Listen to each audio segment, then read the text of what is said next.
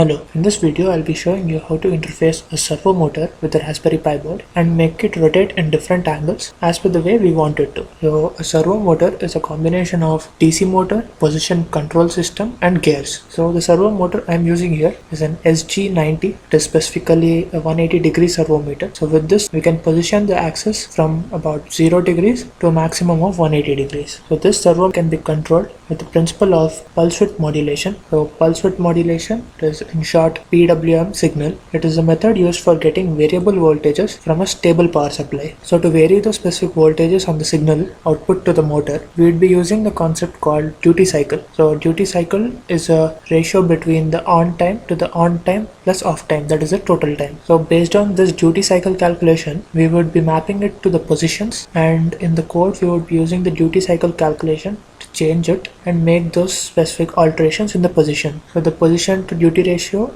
is given here. So for 0 degrees we have a duty cycle ratio of 2.5, for 90 degrees have it as 7.5, and for 180 it's 12.5. So all these calculations are made on the basis of the frequency of the servo motor. So the working frequency of the servo motor is 50 Hz. So the total time it could work up to would be 20 millisecond. So based on those calculations, we would calculate the duty cycle ratio and then map it to the positions and make it rotate. So you could make the motor rotate in any specific direction in between these values as well. So as an example, I would be using the 5 duty ratio to show up 45 degrees rotation on the motor. Every 5 unit change in the duty ratio would cause a 90 degree rotation on the motor side. So back to the connections, we would be using the 5 volt pin to power up the servo motor. So the 5 volt would be connected to the red wire on the servo motor, and the ground would be connected to the brown wire. So in general we would be getting a servo motor with red, brown and an orange wire. So in that case we would be connecting the 5 volt pin to the red wire and the ground to the brown wire, and the PWM pin, that is the board pin 12 or the GPIO 18 on the Raspberry Pi, would be getting connected to the orange wire on the module. So once this connection is done,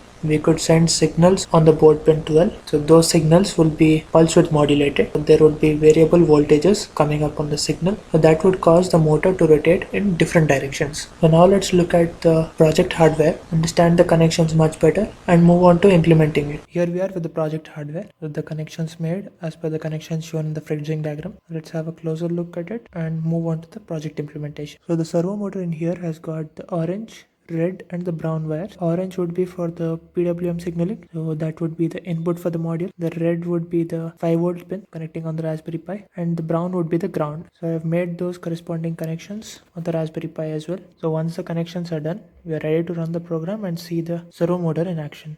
So let's go for it. So let's get started with the implementation now. The terminal, we just need to run the code file. So I'm in the directory in which I've placed the code file now. So you just need to run the program.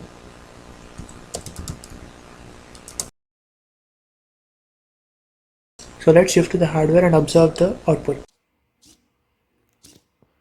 So here you see the servo motor reacting to the code which you have written now. So it goes on from 0 to 180 degrees with a step value of 45 degrees now. So from 0 to 45, then 45 to 90, thereby 90 to 135 and 135 to 180. So it goes up to 180 and then counts back in the same way.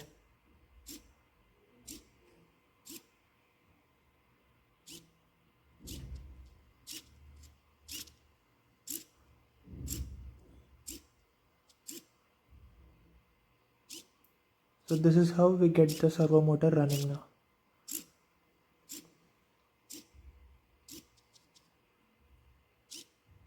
Now let's check on how to program the servo motor according to the output we are getting now.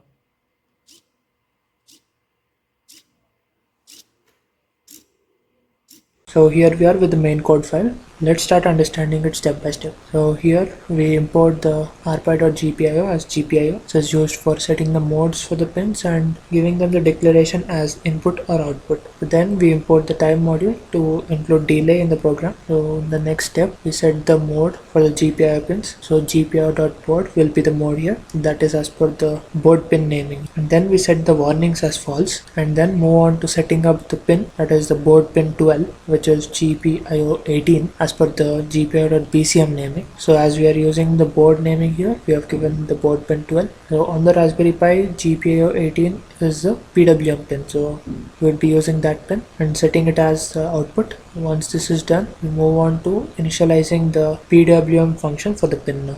So GPIO.PWM, that is pulse width modulation. So that is sending the pulse width modulated signal on the pin 12 with the frequency of 50 Hz. So 50 Hz is the working frequency of the servo motor. So we'll be including that and then the pin number. And once that is done, we start the servo motor at a specific angle. 2.5 would be the value for starting it from 0 degrees. So next we have the try loop, and then under the try loop we have a while loop to run the program forever. We start rotating the motor at certain angle. So turn towards 0 degrees would be the first command. So to implement that command, we have this change duty cycle function for the PWM signal. So we use this function and then make the motor rotate accordingly. So in here the position and the duty cycle ratio is very important. So please do calculate them and note it down here. So once we turn from 0 degrees to 45 degrees, we need to change the duty cycle to 5 now. So the value would be 5, p dot change duty cycle, and this would turn the motor in 45 degrees now. So from 45 degrees, we would be turning it to 90. So another increment of 2.5 to the previous value. So that is 7.5 to turn the motor to 90 degrees. So thereby we keep on changing the values to rotate it in different directions. So we go on to rotate up to 180 degrees here and trace back its path in which it came. So from 180 we would count down to 135 again, then back to 90, then 45, then get back to the initial position at 0 degrees. So in this way we would be able to interface the servo motor with the Raspberry Pi. So in between every change in the duty cycle created, we use a delay of 1 second. This is done mostly to visualize the motion in a much better way. So when you're done with the actual working, we then give a keyboard interrupt, that is Control C. When you give that keyboard interrupt, we stop the signal which is being passed on to the pin 12, and then we clean up the GPIO pins so that there won't be any garbage values occurring when we try to use it again. So there ends the program. So in this video you have learned the concept of pulse width modulation and using the pulse width modulated signal to rotate the servo motor as per our needs. So in here I've given a pretty basic program to check if your motor is able to record those signals and react to it accordingly. So now you are ready to incorporate this in various other applications and have fun with it. To get the code for this project, please do check out the blog link given in the description below.